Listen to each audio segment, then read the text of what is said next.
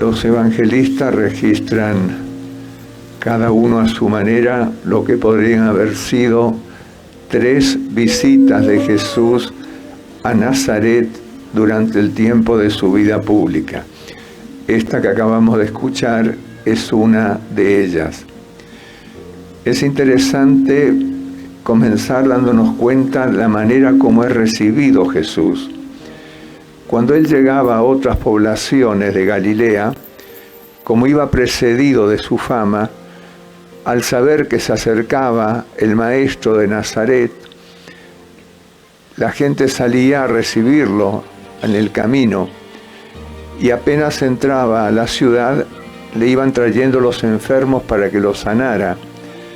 Es decir, Jesús era siempre bien recibido y recibirlo en una localidad era para ellos una fiesta de gracia, porque Dios actuaba sanando, bendiciendo, armonizando los corazones. Llega a Nazaret, nadie sale a recibirlo, más bien hay asombro, hay estupor. El sábado va a la sinagoga, como tenía costumbre de hacerlo desde niño, y ahí es donde la gente se empieza a preguntar 2 cosas fundamentales. ¿De dónde le sale tanta sabiduría? ¿O cómo es que con tanta autoridad dice lo que dice? Y lo segundo, ¿quién le ha dado poder a sus manos para que al imponerlas o tocar a alguien quede sano? Hablando de estas cosas se decían unos a otros, pero si este es el carpintero, si lo vimos crecer aquí. Conocemos a toda su familia, su parentela, sus primos, aquella vez se llamaban hermanos, los familiares. Y Jesús se asombraba. ¿Y se asombraba de qué? De la falta de fe. Así como era recibido con fe en otras localidades, al llegar a su propio pueblo, su propia tierra, no le respondían con la misma fe que los otros. Y eso era lo que más le dolía a Jesús, porque eso le impedía beneficiar a los suyos, sanar a sus enfermos, aliviar sus corazones o su sistema nervioso o sus problemas. ¿Con qué pergaminos se presenta Jesús en cuanto a su sabiduría y en cuanto a su capacidad de sanar? Diríamos que con ningún pergamino. Él no pertenecía a la casta sacerdotal del templo. Él no había asistido a ninguna escuela rabínica de Israel. Él no pertenecía a la aristocracia de Galilea. Él no tenía la cultura o no pertenecía al círculo cultural de los saduceos. Es decir, Jesús no tenía nada que explicara esa sabiduría, ese modo de hablar y de llegar al corazón de la gente con que acontecía. Por otro lado, tampoco había estado en lo que eran en aquella época los más famosos centros medicinales del Medio Oriente. No había estudiado en Grecia, no había estudiado medicina en Egipto, menos había ido a Roma. Es decir, ¿de dónde sacaba ese poder de sanar? Y estas eran las grandes preguntas que se hacía la gente. Es curioso, estuvo conviviendo con ellos al menos 25 años y no lo reconocían realmente, que él traía una novedad, que él había venido a su tierra, a su pueblo de Nazaret, con una gran ilusión, regalarle la novedad que tenía en su corazón y ayudarles a ellos a aliviar sus vidas, sanando a sus enfermos. ¿Cómo hablaba Jesús? ¿De qué hablaba Jesús? ¿A qué le llamaban sabiduría? Él no hablaba de una doctrina, él no venía con una religión nueva, él venía con una experiencia. Él venía a contarles su experiencia del Padre, de ese Dios al que él llamaba mi Padre y Padre nuestro cuando se refería a todos los que lo rodeaban. Y eso es lo que él iba transmitiendo. Y a eso le llama él hablar del reino de Dios, hablar de cómo es Dios, contar a la gente cómo es Dios, para que no se confundan, para que sepan realmente cómo es el Dios que los ama, un Dios que es puramente amor. Pero lo notable en Jesús y la autoridad de él no la da el aprendizaje a través de otras personas, sino que lo da su experiencia personal. Él cuenta cómo vivió en el seno de la Trinidad la relación con su Padre, y cuenta a los hombres cómo el Padre desde el interior de la Trinidad los contempla, los mira con un amor profundo y con el anhelo de que sean cada día más plenamente humanos, más plenamente felices. Por otro lado, todos necesitamos tener un horizonte en la vida. Todos necesitamos tener un proyecto de vida. Una vida sin horizonte, una vida sin proyecto es una vida chata, porque realmente uno no sabe a dónde va, y más que vivir con la cabeza levantada, vive con la cabeza agachada, porque está mirando siempre alrededor suyo, pero no ve a lo lejos esa meta que se ha propuesto, no se desarrolla la ilusión hacia la meta, no se desatan las fuerzas creadoras hacia la meta. Todo eso lo necesitamos, y Jesús vino para ayudarnos a alcanzar esa realidad.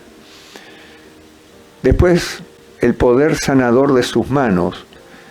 Es interesante que Jesús muy pocas veces sanó a través de su palabra.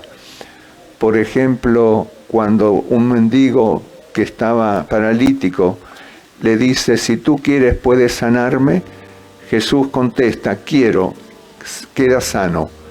Ahí sanó con la palabra. Pero lo más normal, lo más común en él, era por imposición de sus manos o por tocar con sus manos al enfermo. Y también nosotros necesitamos de este Jesús que tiene el poder de sanar. No hay ser humano que en su historia no tenga sufrimientos. No hay ser humano que en su historia no tenga alguna herida que sanar. Siempre hay alguna herida que sangra, y esa herida nos puede estropear la vida o nos puede plenificar la vida. Y por eso tenemos que ser capaces de acercarnos a Jesús con esas heridas que tenemos, con esos sufrimientos interiores que padecemos, y decirle desde el fondo del alma, desde el fondo del corazón: Jesús, imponeme las manos, imponeme tus manos sobre estas heridas, porque me duelen. Y cuando me duelen, yo lo que irradio no es la alegría, sino el dolor que experimento dentro. Y eso también es lo que percibe la gente de mí. Yo recuerdo que, preguntándole una vez al padre Kentenich, el fundador de Schoenstatt, sobre las heridas interiores del alma, él decía que el gran sanador que nos mandó Jesús al partir al Padre después de su ascensión fue el Espíritu Santo. Y dice: por eso hay que pedirle al Espíritu que aletee sobre esas zonas de dolor o de sufrimiento que tenemos en el alma, y hay que pedirlo tantas veces como lo necesitemos, hasta que la paz y la salud comiencen a penetrarnos y las heridas se vayan cerrando y las podamos nosotros vivir una vida con más alegría y con más plenitud. Les preguntaba en una homilía hace unos domingos atrás en qué Jesús creíamos. Los habitantes de Nazaret tenían una idea de Jesús, el hijo del carpintero y el hijo de María. Tenían su idea, pero estaban lejos de que la idea de ellos fuera la real. La pregunta que nos queda a nosotros, a la luz del texto del Evangelio de hoy, es: ¿qué imagen de Jesús tenemos o qué imagen de Jesús tengo yo? Y el gran tema es si la imagen que tengo de Jesús concuerda con el Jesús real o con aquel que yo creo que es. Porque si yo creo en aquel que yo creo que es, no estoy creyendo en el Jesús real.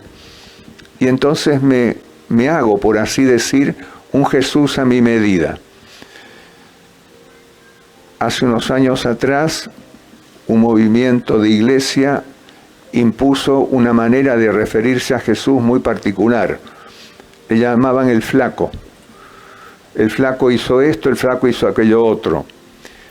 Conversando con jóvenes en estos últimos 2 o 3 años sobre qué imagen de Jesús sienten ellos en su corazón, lo que más me repitieron fue: Jesús es mi amigo. Entonces les pregunto: ¿y por qué es tu amigo Jesús? Porque Él lo dijo. Ustedes no son siervos, ustedes son amigos míos, porque yo les he contado todo lo que he oído decir a mi Padre. Entonces yo le dije: los felicito, pero ¿se acuerdan de la otra parte? Me miraron como sorprendidos y le digo: sí, Jesús dice: ustedes serán mis amigos si dan cumplimiento a la palabra que les doy. Es decir, hay una condición en la amistad. Es cierto que la amistad es gratuita. El componente fundamental de una amistad es la gratuidad.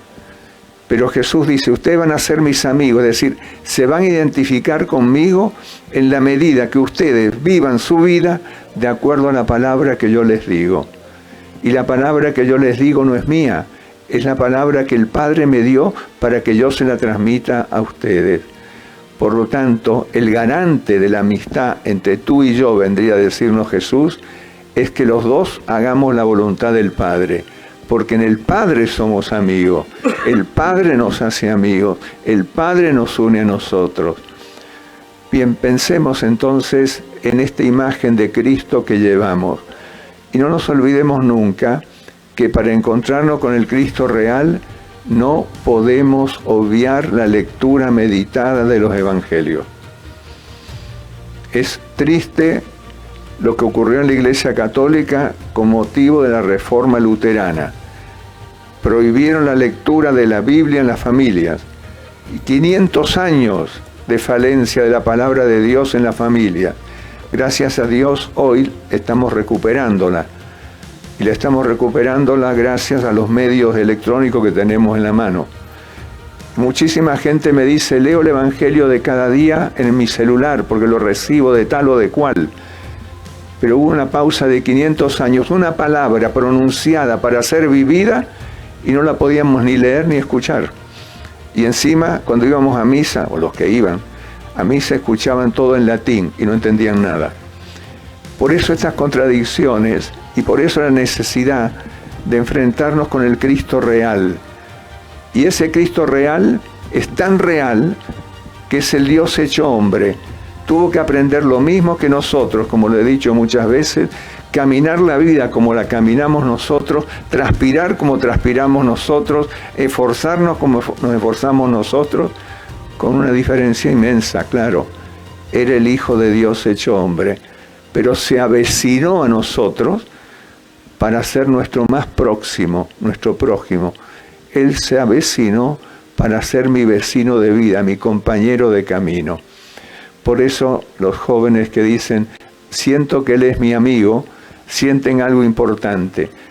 Pero qué importante es que además de sentirlo su amigo, ellos y todos nosotros demos cumplimiento a la palabra que nos enseñó. Que así sea.